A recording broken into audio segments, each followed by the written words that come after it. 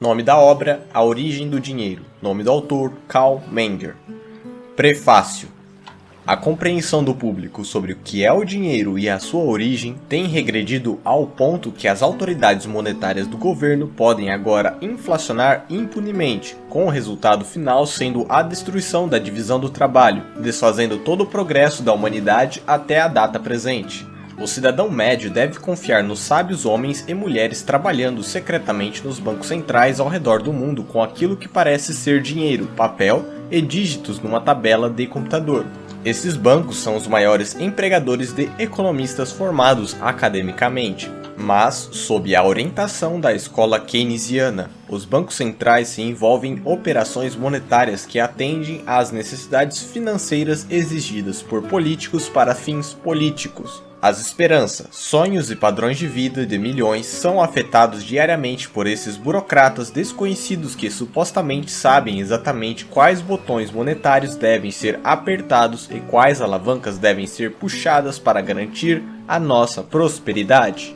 No entanto, a história mostra que bancos centrais têm apenas uma estratégia para curar todas as coisas, especialmente seus erros cometidos no passado: imprimir mais dinheiro com seus planos de estabilização, resultando exatamente no oposto. Se ao menos todos pudessem ler e compreender o ensaio o qual você tem em mãos, descrito pelo vencedor do prêmio Schlarbaum, sei lá como falar isso, em 2009, Jesus Huerto de Soto, em um livro Dinheiro, Crédito Bancário e Ciclos Econômicos, como a melhor e talvez a mais brilhante sinopse da teoria de Menger sobre a origem evolutiva do dinheiro. Escrito no mesmo ano em que ele testemunhou ante a Comissão da Moeda na Áustria-Hungria, Carl Menger explica que não são decretos governamentais que criam dinheiro, mas sim o mercado. Os indivíduos decidem qual é o bem mais comercializável para usar como um meio de troca. O próprio homem é o começo e o fim de toda a economia, escreveu Menger. E assim também é com a decisão do que deve ser negociado como dinheiro. Foi Menger quem desenvolveu uma teoria completa acerca das instituições sociais que surgem à medida que seres humanos interagem, cada qual com seu próprio conhecimento e experiências subjetivos. É a evolução espontânea dessas ações humanas que criam instituições pelas quais os indivíduos descobrem certos padrões de comportamento que ajudam cada pessoa a alcançar seus objetivos de forma mais eficientemente. Nada é mais importante para essa evolução do que o desenvolvimento do dinheiro, possibilitando a divisão do trabalho e a satisfação dos desejos atingíveis. Em seu testemunho para a Comissão da Moeda em 1892, Menger urgiu por um retorno ao dinheiro baseado em commodities tangíveis e forneceu recomendações específicas para alcançar esse objetivo. Mas Menger foi, nas palavras de Hans F. Sennholz, sempre cético quanto ao conhecimento e sabedoria das autoridades políticas que estavam conduzindo a reforma, mas ele tinha uma fé perdurável nos princípios e nas leis do mercado que brotam das escolhas subjetivas dos homens. Fecha citação.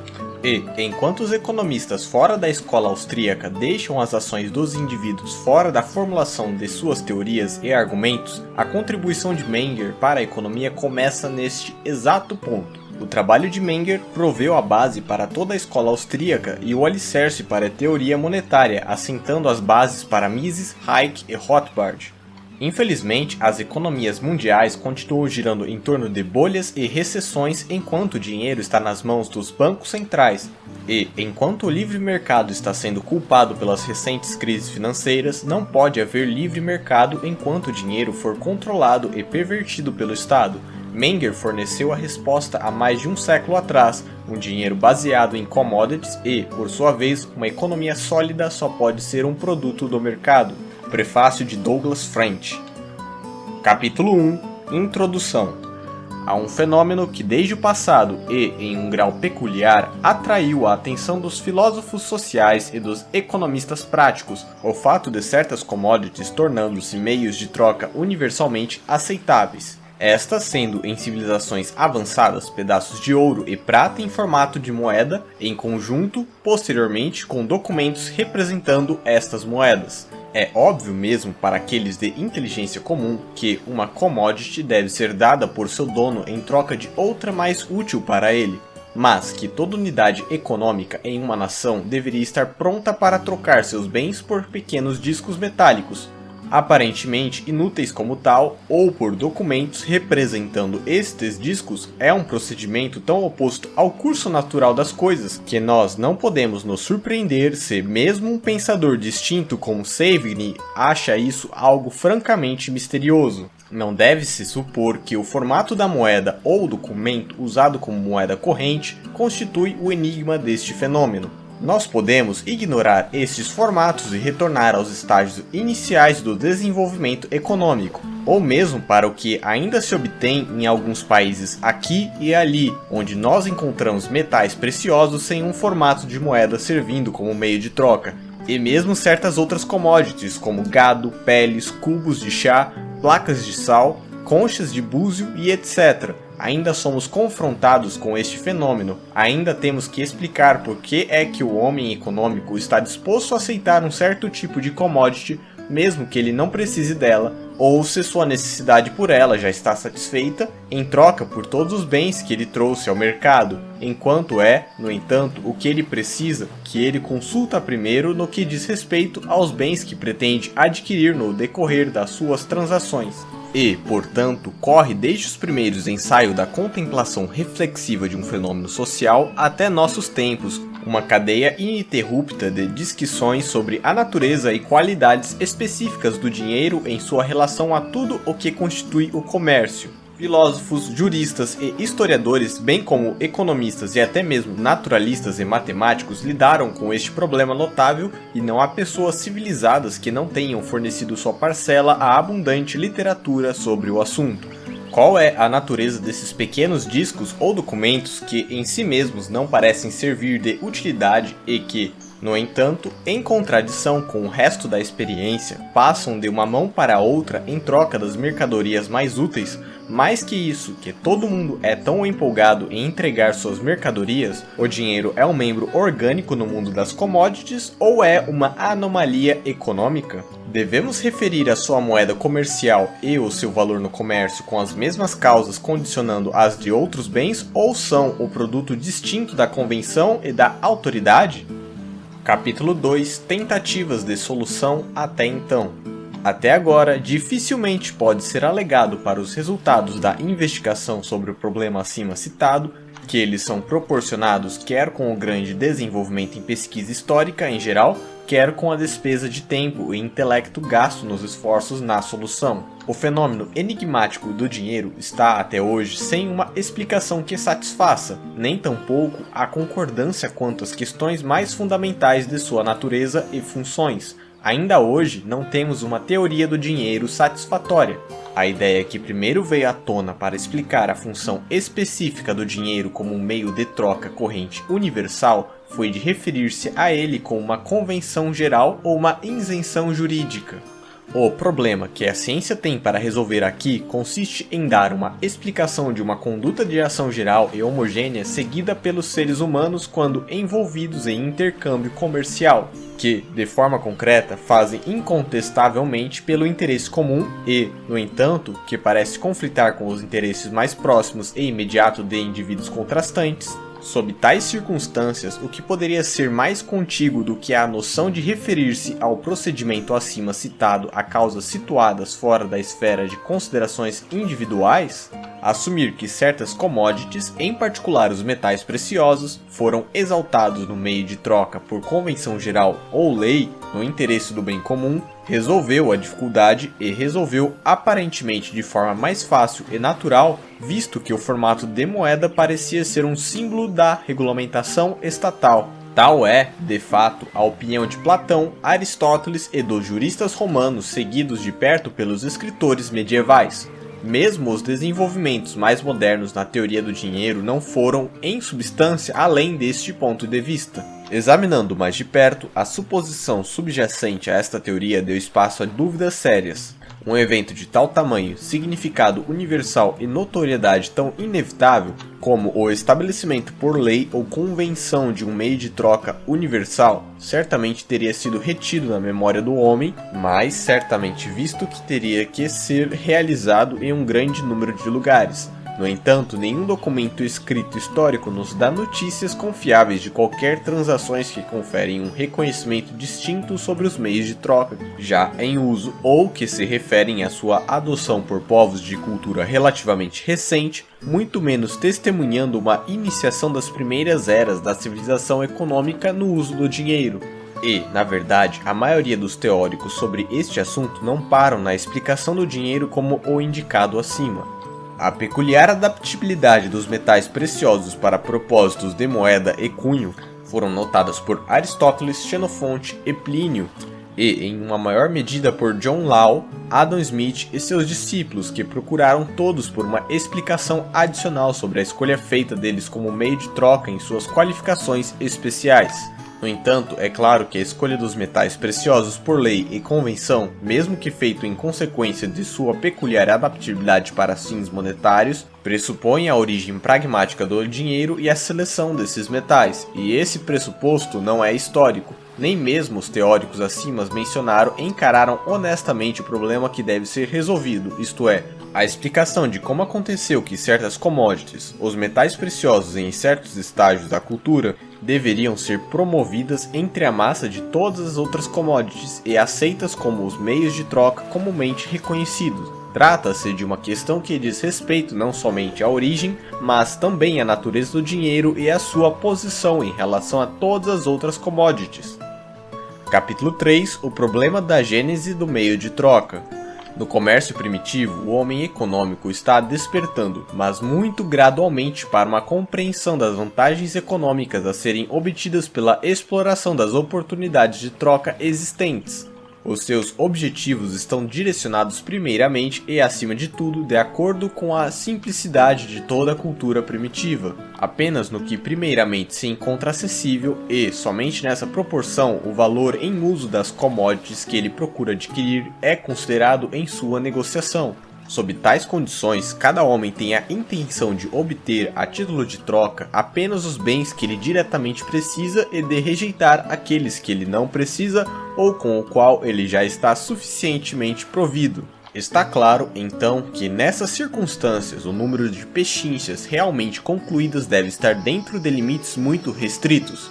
Considere o quão raro é o caso que uma commodity pertencente a alguém é de menor valor de uso do que outra commodity pertencente a outra pessoa, e no caso desta outra é a relação oposta. Mas quão mais raro é o acontecimento destes dois indivíduos se encontrarem, pense, de fato, nas dificuldades peculiares obstruindo a permuta de bens nestes casos, onde oferta e demanda não se coincidem quantitativamente, onde, por exemplo, uma commodity indivisível deve ser trocada por uma variedade de bens na posse de uma pessoa diferente, ou mesmo por commodities que estão em demanda apenas em períodos diferentes e só podem ser fornecidas por diferentes pessoas. Mesmo no caso relativamente simples e muitas vezes recorrente, onde uma unidade econômica A requer uma commodity pertencente a B e B requer uma commodity possuída por C, enquanto C quer uma que é propriedade de A, mesmo aqui sob uma regra de mera permuta, a troca dos bens em questão seria em regra inevitavelmente deixada por fazer.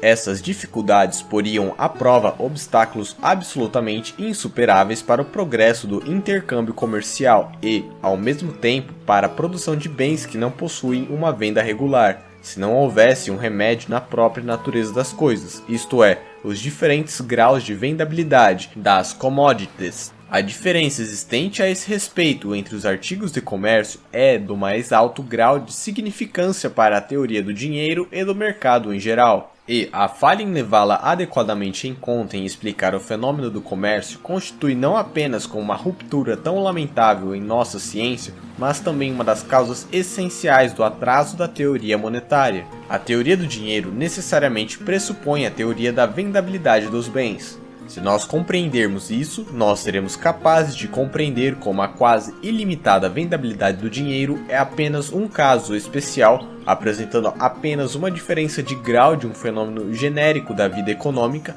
isto é, a diferença na vendabilidade de commodities em geral.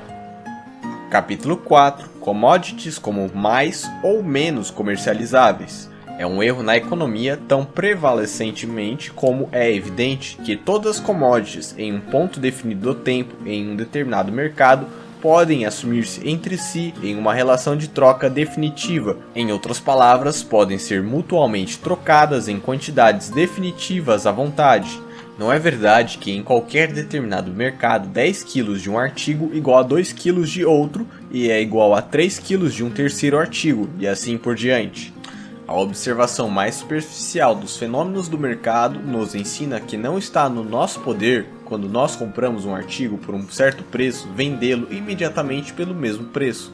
Se tentarmos dispor de um artigo de roupa, um livro ou uma obra de arte que acabamos de comprar no mesmo que seja tudo de uma vez antes da mesma conjuntura de condições terem alterado, devemos facilmente nos convencer da falácia de tal suposição. O preço pelo qual qualquer um pode comprar uma mercadoria à vontade em um determinado mercado e em um determinado momento do tempo, e o preço pelo qual ele pode dispor do mesmo à vontade, são duas magnitudes essencialmente diferentes. Isso é válido tanto para atacado quanto para preços de varejo. Mesmo os produtos comercializáveis como milho, algodão e ferro fundido não podem ser dispostos voluntariamente pelo preço pelo qual os adquirirmos. O comércio e a especulação seriam as coisas mais simples do mundo se a teoria do objetivo equivalente nos bens estivesse correta. Se fosse realmente verdade que, em um determinado mercado e em um dado momento, as commodities pudessem ser mutuamente convertidas à vontade em relações quantitativas definidas. Pudessem, em suma, a um certo preço ser tão facilmente dispostas quanto adquiridas. De qualquer forma, não existe tal vendabilidade geral de mercadorias nesse sentido. A verdade é que, mesmo nos melhores mercados organizados, embora nós possamos comprar quando e o que gostamos a um preço definido, isto é, o preço de compra, nós podemos nos dispor do bem novamente apenas quando e como quisermos com uma perda, isto é, ao preço de venda.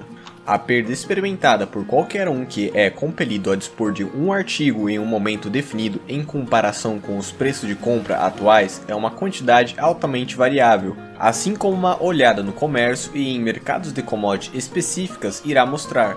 Se o milho ou o algodão forem dispostos em um mercado organizado, o vendedor estará em condições de dispô-los em praticamente qualquer quantidade a qualquer momento que desejar ao preço atual ou, no máximo, com uma perda de apenas alguns centavos na soma total. Se for uma questão de dispor em grandes quantidades de pano ou material de seda à vontade, regularmente, o vendedor terá que se contentar com uma porcentagem considerável da diminuição no preço. Muito pior é o caso de quem, em certo momento, tem que se livrar de instrumentos astronômicos, preparações anatômicas, escritas sânscritas e artigos tão pouco comercializáveis.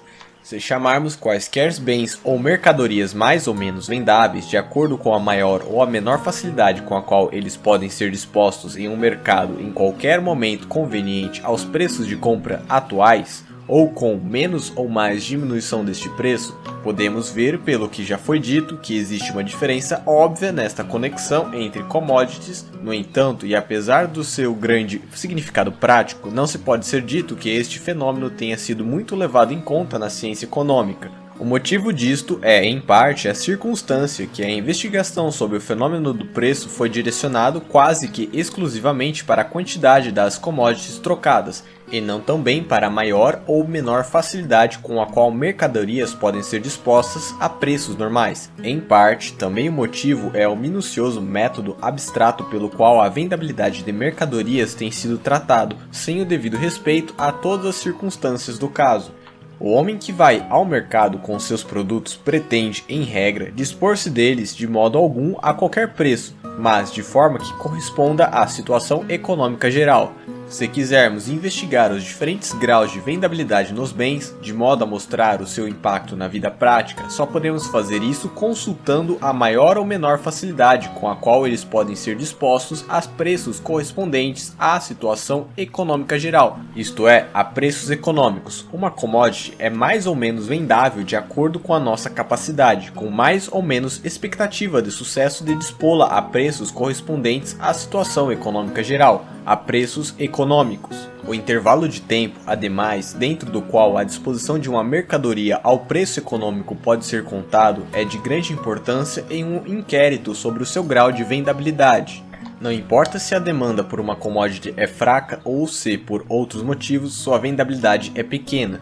Se seu dono puder esperar apenas pelo seu tempo, ele finalmente e, a longo prazo, será capaz de dispô-la a preços econômicos. Uma vez que, no entanto, esta condição é frequentemente ausente no curso real dos negócios, surge, para fins práticos, uma diferença importante entre essas commodities. Por um lado, o qual nós esperamos dispor em qualquer momento a preços econômicos, ou ao menos aproximadamente econômicos, e tais bens, por outro lado, considerando o fato de que não temos tal expectativa, ou ao menos não no mesmo grau, e para dispor do qual a preços econômicos. O proprietário prevê que será necessário aguardar um período mais longo ou mais curto, ou então colocá-lo com uma redução mais ou menos sensível no preço. Novamente, é necessário ter em conta o fator quantitativo na vendabilidade das commodities. Algumas commodities, em consequência do desenvolvimento de mercados e especulações, podem a qualquer momento encontrar uma venda em praticamente qualquer quantidade a preços econômicos aproximadamente econômicos. Outras commodities só podem encontrar uma venda a preços econômicos em quantidades menores, proporcional com o crescimento gradual de uma demanda efetiva, obtendo um preço relativamente reduzido no caso de uma oferta maior. Capítulo 5 – sobre as causas dos diferentes graus de vendabilidade em commodities. O grau ao qual uma commodity é responsável por experiência por comandar uma venda em um determinado mercado a qualquer momento a preços correspondentes à situação econômica, preços econômicos, depende das seguintes circunstâncias. Primeiro, quanto ao número de pessoas que ainda estão à falta da commodity em questão e sobre a extensão e intensidade dessa falta que não está fornecida ou é constantemente recorrente. Segundo, quanto ao poder de compra dessas pessoas.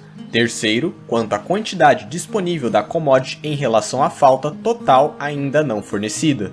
Quarto, quanto à divisibilidade da commodity e quaisquer outras maneiras pelas quais ela possa ser ajustada às necessidades de clientes individuais.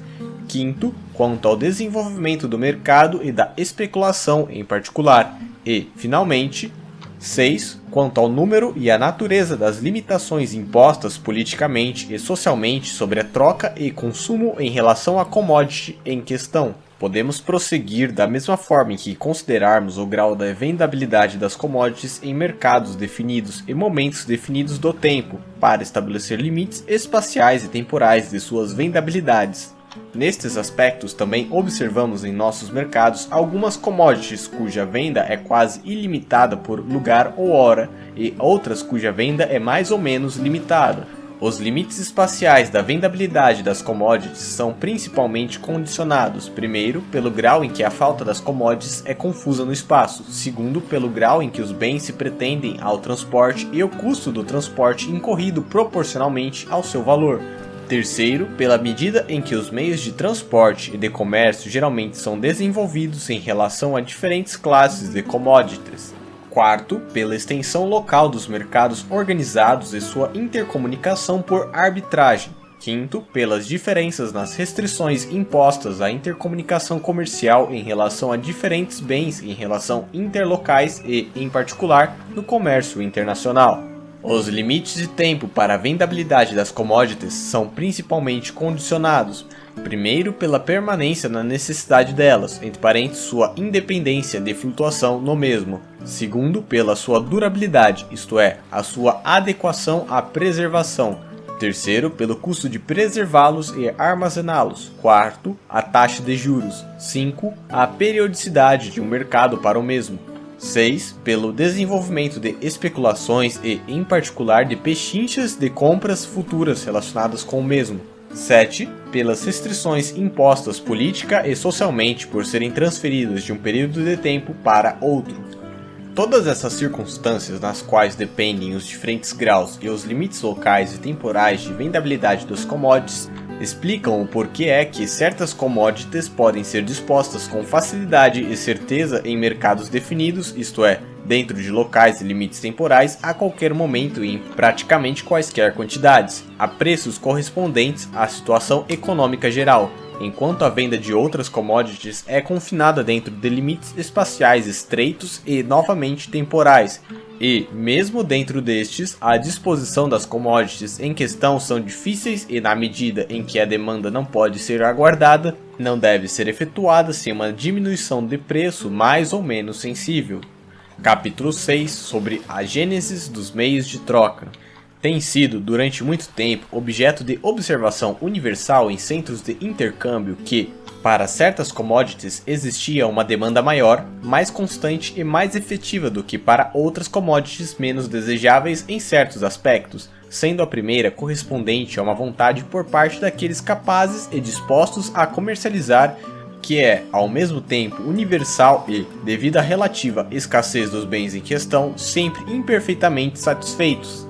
E, além disso, que a pessoa que deseja adquirir certos bens definidos em troca dos seus próprios está em uma posição mais favorável se ele traz commodities deste tipo ao mercado do que se ele visita os mercados com bens que não podem exibir tais vantagens ou, ao menos, não no mesmo grau. Assim equipado, ele tem a expectativa de adquirir tais bens como ele finalmente deseja obter, não só com maior facilidade e segurança, mas também devido à demanda mais estável e mais prevalente para suas próprias commodities, a preços correspondentes à situação econômica geral, em preços econômicos. Nessas circunstâncias, quando alguém traz bens que não são altamente vendáveis para o mercado, a ideia em primeiro lugar em sua mente é de trocá-los, não apenas pelo que ele necessita, mas se isso não puder ser efetuado diretamente por outros bens também, que, embora ele não queira para ele mesmo, são no entanto mais vendáveis do que os seus.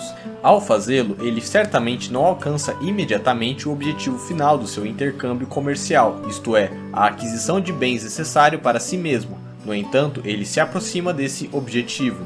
Pelo caminho tortuoso de uma troca intermediária, ele ganha a probabilidade de cumprir seu propósito de forma mais segura e econômica do que se ele tivesse se limitado à troca direta. Agora, de fato, isso parece ter sido o caso em todos os lugares. Os homens foram liderados, com o crescente conhecimento de seus interesses individuais, cada um por seus próprios interesses econômicos, sem convenção, sem compulsão legal, e, mesmo sem qualquer consideração pelo interesse comum, a trocar bens destinados à troca, suas mercadorias, por outros bens igualmente destinados à troca, mas mais vendáveis. Com a extensão do intercâmbio comercial no espaço e com a expansão de intervalos cada vez maiores de tempo de previsão para satisfazer as necessidades materiais, cada indivíduo aprenderia de seus próprios interesses econômicos a ter bom cuidado que ele trocasse seus bens menos vendáveis por aqueles commodities especiais que exibissem, além da atração de serem altamente vendáveis na localidade particular, uma ampla gama de vendabilidade tanto no tempo como no local. Essas mercadorias seriam qualificadas por seu alto custo, facilidade de transportabilidade e aptidão para a preservação, em conexão com a circunstância correspondente a uma demanda estável e amplamente distribuída, para assegurar ao possuidor um poder não só aqui e agora, mas o mais possível ilimitado no espaço e no tempo em geral, sobre todos os outros bens de mercado a preços econômicos. E, assim aconteceu que, à medida que o homem se familiarizava cada vez mais com essas vantagens econômicas, principalmente por uma visão tornada tradicional e pelo hábito da ação econômica, essas commodities que relativamente ao espaço e ao tempo são mais vendáveis, tornaram-se em todos os mercados os produtos os quais não é apenas do interesse de todos aceitarem em troca dos seus próprios bens menos vendáveis, mas que também são aqueles que ele realmente aceita prontamente. E sua vendabilidade superior depende apenas da vendabilidade relativamente inferior de qualquer outro tipo de commodity, pelo qual, por si só, conseguiram se tornar meios de troca comumente aceitáveis. É óbvio como um fator altamente significativo é o hábito da gênese de tais meios de troca geralmente úteis. Encontra-se no interesse econômico de cada indivíduo comerciante em trocar commodities menos vendáveis pelas mais vendáveis. Mas a aceitação voluntária do meio de troca já pressupõe um conhecimento desses interesses por parte dos sujeitos econômicos que se espera que aceitem em troca de suas mercadorias uma commodity que, por si só, é talvez inteiramente inútil para eles. É certo que esse conhecimento nunca surge em todas as partes de uma nação ao mesmo tempo. Em primeira instância, é apenas um número limitado de agentes econômicos que reconhecerão a vantagem em tal procedimento. Uma vantagem que, por si só, é independente do reconhecimento geral de uma commodity como um meio de troca, na medida em que, como tal troca, sempre e sob todas as circunstâncias, traz à unidade econômica um bom acordo próximo ao seu objetivo, a aquisição de coisas úteis das quais ele realmente precisa.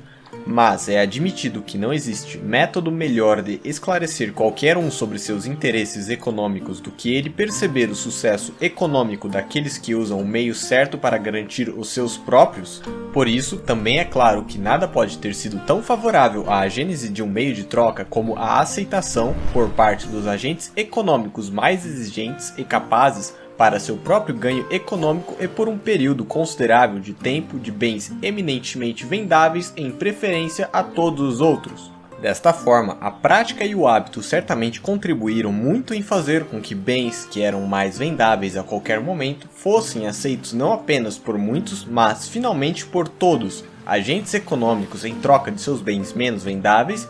E não só isso, mas em serem aceitos a partir do primeiro com a intenção de trocá-los novamente. Os bens que se tornaram meios de troca geralmente aceitáveis foram chamados pelos alemães de Geld, de gelten, ou seja, para pagar, para efetuar, enquanto outras nações deram sua designação para o dinheiro principalmente a partir da substância usada, o formato da moeda ou mesmo de certos tipos de moeda.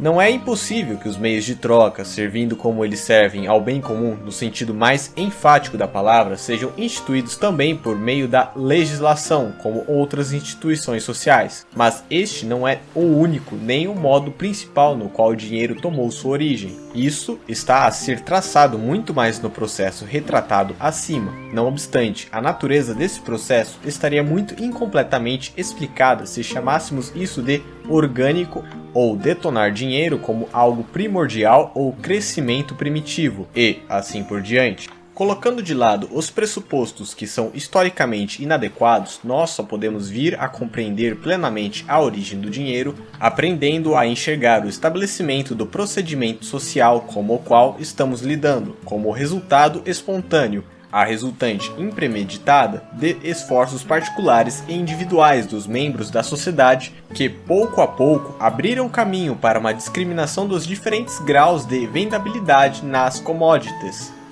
Capítulo 7. O processo de diferenciação entre commodities que se tornaram meios de troca e o resto. Quando as commodities relativamente mais vendáveis se tornaram dinheiro, o grande evento tem, em primeiro lugar, o efeito de aumentar substancialmente sua vendabilidade originalmente alta. Todo agente econômico, trazendo mercadorias menos vendáveis para o mercado para adquirir bens de outro tipo, tem, então, um forte interesse em converter o que ele tem em primeira instância nas mercadorias que se tornam dinheiro para essas pessoas, pela troca de suas mercadorias menos vendáveis por aquelas que, como o dinheiro, são mais vendáveis. Não alcançam apenas, como até agora, uma maior probabilidade, mas a certeza de poder adquirir imediatamente quantidades equivalentes de todo tipo de commodity tida no mercado. E seu controle sobre isso depende simplesmente de seu prazer e sua escolha. Pecuniam habes amet omen ren ken vult habere. Por outro lado, aquele que traz outras mercadorias ao mercado que não seja o dinheiro encontra-se mais ou menos em desvantagem. Para ganhar o mesmo domínio sobre o que o mercado oferece, ele deve primeiro converter seus bens trocáveis em dinheiro. A natureza de sua deficiência econômica é demonstrada pelo fato dele ser forçado a superar uma dificuldade antes que ele possa atingir seu propósito, cuja finalidade não existe, ou seja, já foi superada pelo homem que possui um estoque de dinheiro. Isso tem todo o significado maior para a vida prática, na medida em que superar essa dificuldade não se encontra incondicionavelmente ao alcance de quem traz bens menos vendáveis para o mercado, mas depende em parte de circunstâncias sobre as quais o negociador individual não tem controle. quanto menos vendáveis são os seus produtos, mais certamente ele terá que sofrer a penalidade no preço econômico ou se contentar em aguardar o momento quando será possível efetuar uma conversão a preços econômicos. Aquele que é desejoso por, numa era de economia monetária, trocar bens de qualquer tipo que não seja dinheiro por outros bens fornecidos no mercado, não podem estar certos de alcançar esse resultado de uma só vez ou dentro de algum intervalo de tempo pré-determinado a preços econômicos. E o quão menos vendável for os bens trazidos por um agente econômico ao mercado, menos favorável para os seus próprios propósitos será a sua posição econômica comparada com a posição daqueles que trazem dinheiro ao mercado. Considere, por exemplo, o proprietário de um estoque de instrumentos cirúrgicos que é obrigado, através de uma súbita dificuldade ou através da pressão dos credores, a convertê-lo em dinheiro. Os preços que irá alcançar serão altamente acidentais, mais que isso, os bens sendo de tal vendabilidade limitada serão bastante incalculáveis, e isso serve para todos os tipos de conversão que, em relação ao tempo, são vendas compulsórias. Outro é o caso daquele que quer em um mercado converter a commodity que se tornou dinheiro imediatamente em outros bens fornecidos nesse mercado. Ele alcançará seu objetivo não apenas com certeza, mas geralmente também a um preço correspondente à situação econômica geral. Não só, mas também o hábito da ação econômica nos tornou tão seguros de poder obter em troca de dinheiro qualquer mercadoria no mercado, sempre que desejarmos, a preços correspondentes à situação econômica, que nós estamos na maior parte do tempo inconscientes de quantas compras nós propomos fazer diariamente que, em relação aos nossos desejos e ao tempo de concluí-las, são compras compulsórias. As vendas compulsórias, por outro lado, em consequência da desvantagem econômica que elas comumente envolvem, forçam-se sobre a atenção das partes implicadas de forma inconfundível. O que, portanto, constitui a peculiaridade de uma commodity que se tornou dinheiro é que a posse dela nos procura a qualquer hora, isto é, a qualquer momento que acharmos adequado, asseguramos o controle de todas as commodities a serem tidas no mercado. E isso geralmente a preços ajustados à situação econômica do momento.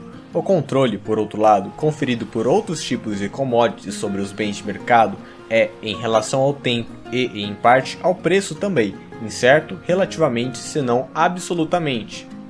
Assim, o efeito produzido por tais bens, que são relativamente mais vendáveis, é uma crescente diferenciação entre seu grau de vendabilidade e o de todos os outros bens. E essa diferença na vendabilidade deixa de ser completamente gradual e deve ser considerada em certo aspecto como algo absoluto. A prática da vida cotidiana, bem como a jurisprudência que se aprofunda em grande parte com as noções prevalecentes na vida cotidiana, distinguem duas categorias nos meios comerciais: bens que se tornaram dinheiro e bens que não se tornaram.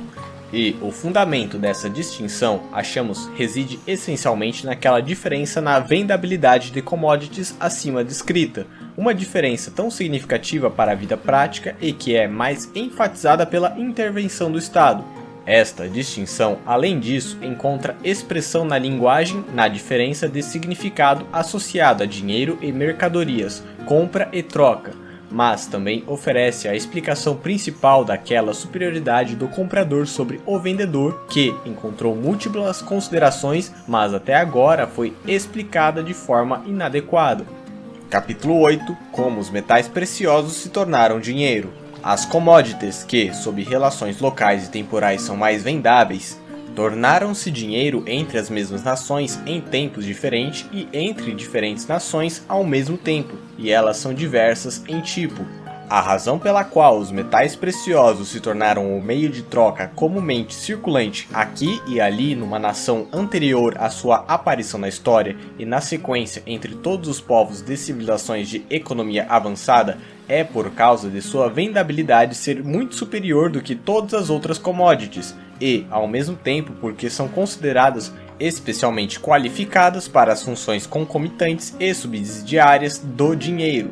Não há um centro de população que, nos primórdios da civilização, não desejasse profundamente e cobiçasse ansiosamente os metais preciosos, em tempos primitivos por suas utilidades e beleza peculiar, como ornamentos, posteriormente como os materiais de escolha para moldagem e decoragem arquitetônica e especialmente ornamentos e recipientes de todo tipo. Apesar da sua escassez natural, eles estão bem distribuídos geograficamente e, na proporção da maioria dos outros metais, são fáceis de extrair e elaborar.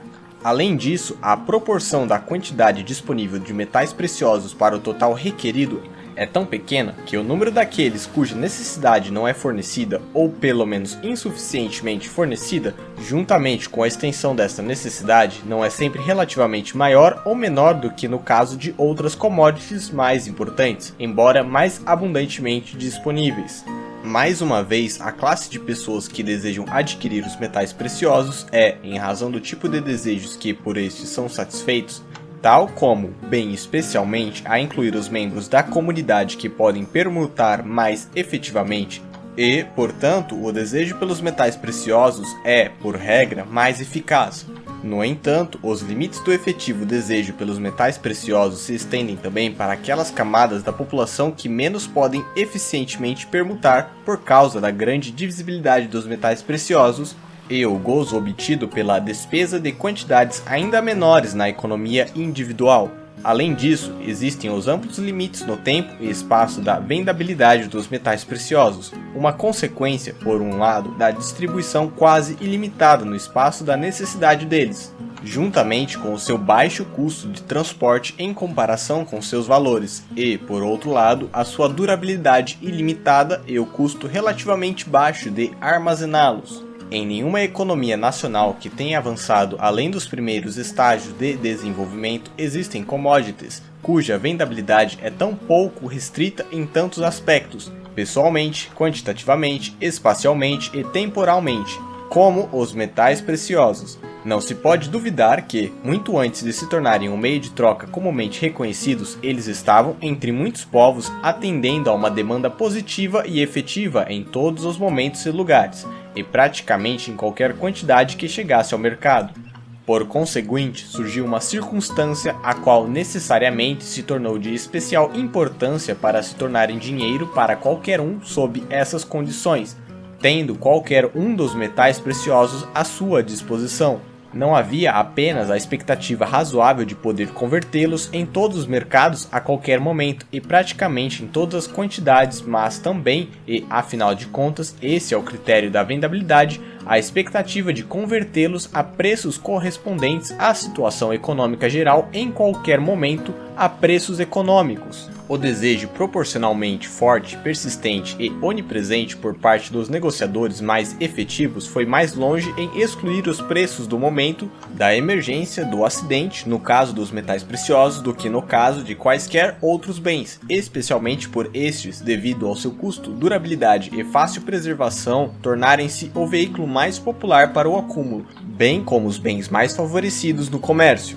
Sob tais circunstâncias, tornou-se a ideia principal nas mentes dos negociadores mais inteligentes, e então, como a situação passou a ser mais geralmente compreendida na mente de cada um que o estoque de bens destinados a serem trocados por outros bens deve, em primeira instância, ser colocado em metais preciosos, ou deve ser convertido neles, ou já ter provido seus desejos nessa direção. Mas dentro e por esta função, os metais preciosos já são constituídos geralmente meios de troca corrente. Em outras palavras, eles funcionam como commodities pelas quais todos buscam trocar seus bens de mercado, não, em regra, para o consumo, mas inteiramente por causa da sua vendabilidade especial, na intenção de trocá-los posteriormente por outros bens diretamente lucrativos para ele. Nenhum acidente, nem a consequência da compulsão estatal, nem a convenção voluntária dos comerciantes efetuaram isso. Foi apenas a apreensão de seus próprios interesses individuais que o fizeram acontecer, que as nações mais economicamente avançadas aceitassem os metais preciosos como dinheiro, assim que um suprimento suficiente deles tivesse sido coletado e introduzido no comércio. O avanço de materiais que formam dinheiro de menos para os mais custosos depende de suas causas análogas. Este desenvolvimento foi substancialmente ajudado pela proporção de troca entre os metais preciosos e outras commodities submetidas a flutuação menores, mais ou menos do que as existentes entre a maioria dos outros bens. Uma estabilidade que se deve a circunstâncias peculiares que atendem à produção, ao consumo e ao intercâmbio dos metais preciosos e está, portanto, conectado com os chamados motivos intrínsecos determinando seus valores cambiais, constitui ainda outra razão pela qual homem, em primeira instância, isto é, até investir em bens que lhes são diretamente úteis, deve armazenar seu estoque de câmbio disponível em metais preciosos ou convertê-lo no último. Além disso, a homogeneidade dos metais preciosos e a consequente facilidade com a qual eles podem servir como res fungíveis nas relações de obrigação levaram a formas de contrato pelo qual o tráfego foi tornado mais fácil. Isso também promoveu materialmente a vendabilidade dos metais preciosos e, assim, a sua adoção como dinheiro. Finalmente, os metais preciosos, em consequência da peculiaridade de suas cores, seu badalar e, em parte também, o seu peso, são com alguma prática fácil de reconhecer e, através da tomada de um selo durável, podem ser facilmente controlados quanto à qualidade e o peso. Isso também contribuiu materialmente para aumentar suas vendabilidades e encaminhar a adoção e difusão deles como dinheiro. Capítulo 9 – Influência do poder soberano. O dinheiro não foi gerado pela lei. Em sua origem, ele é de uma instituição social e não estatal. A sanção pela autoridade do Estado é uma noção estranha a ele. Por outro lado, no entanto, por meio do reconhecimento do Estado e da regulação estatal, esta instituição social do dinheiro tem sido aperfeiçoada e ajustada às múltiplas e variadas necessidades de um comércio em desenvolvimento, assim como direitos consuetudinários têm sido aperfeiçoados e ajustados pela lei estatuária. Tratados originalmente pelo peso como outras commodities, os metais preciosos alcançaram gradualmente como moedas um formato o qual sua vendabilidade intrinsecamente alta experimentou um acréscimo material. O estabelecimento de uma cunhagem para incluir todos os graus de valor e o estabelecimento e manutenção de peças cunhadas de modo a ganhar a confiança do público e, na medida do possível, prevenir o risco quanto à sua autenticidade, peso e finura e, sobretudo, assegurando sua circulação em geral, tem sido reconhecido em todo lugar como uma importante função da administração do Estado. As dificuldades experimentadas no comércio e nos modos de pagamento de qualquer país a partir da ação concorrente de diversas commodities servindo como moeda e, além disso, as circunstâncias que os padrões concorrentes induzem a uma variedade de inseguranças no comércio e tornam necessário várias convenções dos meios circulantes, têm levado ao reconhecimento legal de certas commodities como dinheiro a padrões legais. E onde mais de uma commodity foi aquecida ou admitida como a forma legal de pagamento, a lei ou algum sistema de avaliação fixou uma proporção definida de valor entre elas. Todas essas medidas, no entanto, não fizeram dinheiro dos metais preciosos, mas apenas aperfeiçoaram eles em suas funções como dinheiro. Fim da leitura.